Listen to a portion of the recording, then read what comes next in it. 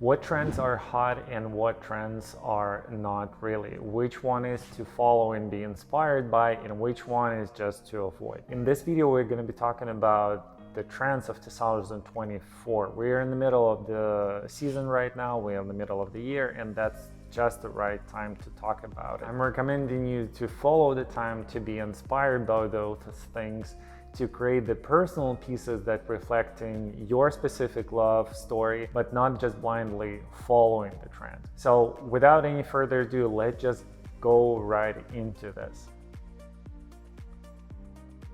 Let's start with the positive side. Let's start with the hot trends. And of course, the biggest one is the colors. In the previous years, we saw how popular sapphires were. Like everybody wanted one.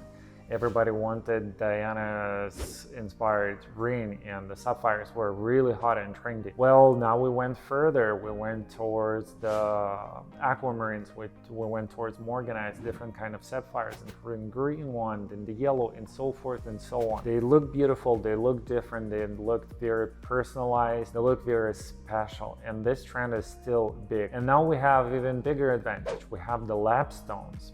That's another trend actually. Because of the lapstones, we can afford now any type of color. If you don't necessarily want to spend, or you cannot afford this specific stone that you want, you can get it in the lap form, and that is very common these days. And I'm assuming after the pandemic, the shift of the value happened, and now over 50% of our orders is actually with lap stones. There is absolutely nothing wrong with it. I support this trend. It's a very good one. Me personally, if we're talking about engagement ring, in some cases I would go with the natural stones. In some cases I would go with the lap stones. It just depends on the task, and it depends on the budget itself. But that's just another trend that goes along the side. We want more colors and we want more affordability. Another very noticeable trend, I would call it the vintage revival. And what do I mean by that? People want to have those vintage design, but not specifically vintage engagement rings that you can go and buy on the auctions or on the thrift store, something like that. They want to have the vintage inspired engagement rings. So the rings that is recently made, customly maybe to them, but they are vintage inspired by the very specific era. And that is a very big trend right now, because they don't want to have just a generic engagement ring that you can buy from the shelf out there, which was actually very common in 2000s and past that.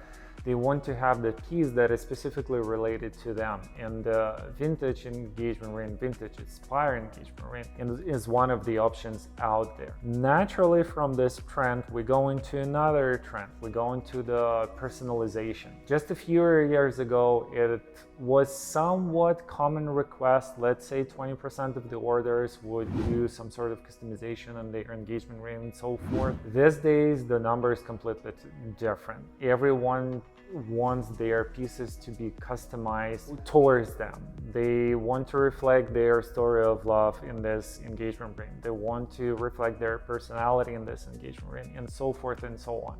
I guess we have too many generic products around us overall, starting with the phones and cars and everything, and you just don't want to apply the same principles toward the engagement ring. You want it to be specifically about you, specifically about your relationship, naturally. That way, we're actually going back to the beginning of the journey.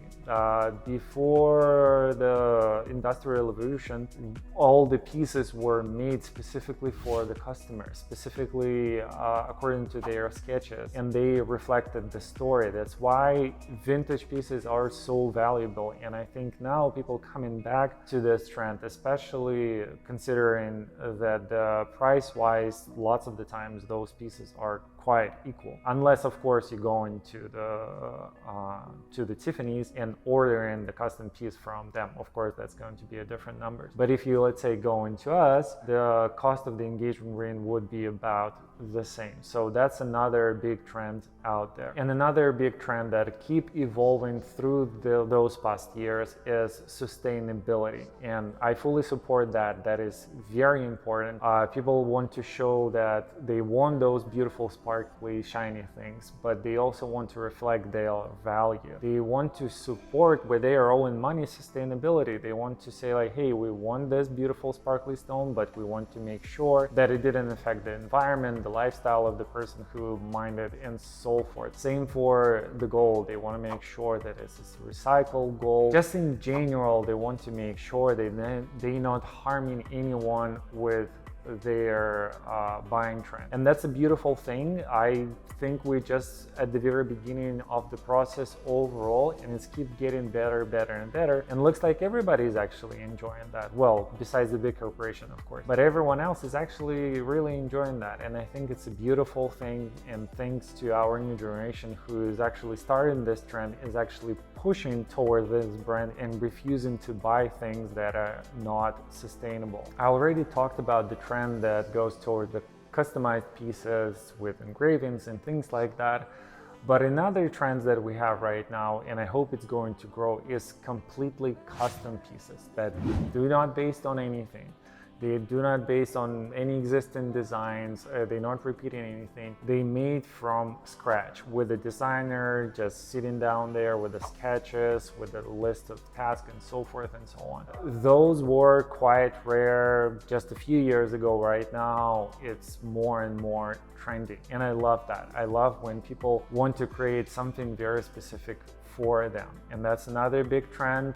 We follow it, we're supporting it. It's a very beautiful thing itself. Another big trend that's keep going, it's been alive for a few years right now, is the stacked and nested engagement ring. And that is completely understandable because we want the variety in our life, and the engagement ring meant to be worn through your entire life, but it doesn't mean that it has to be worn. What you want to have, sometimes you want to have the slight variety in what you wear, so you can change the rings around your engagement ring, you can change the wedding bands, and that way you can just achieve the effect. So this trend just naturally comes from the needs, and I love it, and it can be customized in a variety of different ways. It's just a beautiful thing to see. So now when we talked about the hot trends, let's talk about the trends that are fading. And the first one that is fading naturally just because it's not sustainable is the thin band. They simply falling apart. They simply breaking, not holding the stones and so forth. And it just doesn't work with the idea that engagement ring should be worn on a daily basis for years and years. So people doesn't really want to repair those rings over and over again, and those bands just faded, and those rings just no longer popular for that simple reason. Another trend that is fading, for example, we almost don't have those orders anymore, is the engagement ring with lots of ornaments, lots of different lines, like overly complex designs overall. They just look outdated. They look like your parents' engagement rings, and no one obviously wants to have that, so this trend is just naturally died out. Nothing wrong with those rings specifically, but it's just not trendy anymore. But at the same time, if you want to have the complexity, there's a variety of ways to achieve it without looking outdated. Another trend that I was expecting to die out is the simple solitaire engagement ring. There is just too many out there. Before the pandemic, like 2016, 2018, they were occupying over 80% of the market. Some people would say over 90% of the market. Naturally, everybody has them. There is just too many of them, and people don't want them anymore because you don't want your engagement ring to look like your friends and their friends' engagement ring. So those solitaire engagement rings just naturally died out. And another trend that naturally died out too, and I was expecting that too, is the overly large engagement rings.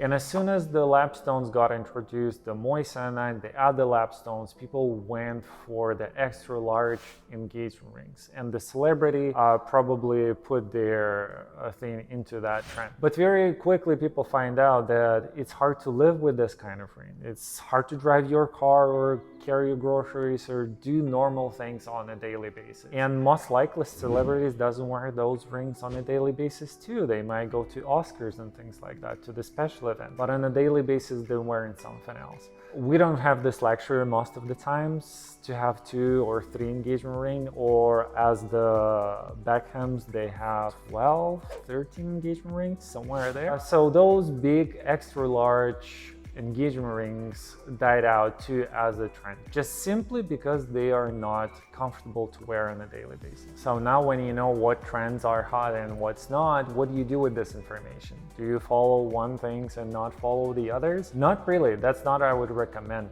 As I always say in my videos, what you want to do, you want to create your own engagement ring that reflects your own love story, tells your story to anyone who would look at it, or actually tell it to yourself just as a good symbolic reminder. So what you can actually do with this information, you can get inspired by it. Of course, if something is not trendy or not trendy for a reason of durability, yes, you want to avoid it, obviously. But if something is trendy, you want to get inspired by it. Let's say right now I'm seeing this beautiful trend towards combining timeless engagement ring design, but at the same time adding the little twist over there. You can follow just that. So for example, just look at the ring that we recently did with a beautiful kite-shaped center stone. That's one of the best examples of this combination. Maybe you want to play around with the colors, but at the same time play tastefully. See what actually worked and what not. If you're not sure, ask one of our designers, for example, whether it's working together, whether it's reflecting your specific love story. But also inspired to think outside of the box, because all of the trends that I mentioned, what they combine, the idea that they are combining together is that the engagement ring no longer has to be just extremely classic and boring, if you will. It can be anything. It can be anything you wanted. The main idea of it to be pleasant for you specifically and to tell your life story, to be as personal as possible. And you can do really anything with it. I think I covered everything that I wanted for this specific topic. Please let me know if you have any questions about it. Leave them in the comments below. And thank you again, guys, so much for watching, and I'll see you in the next video.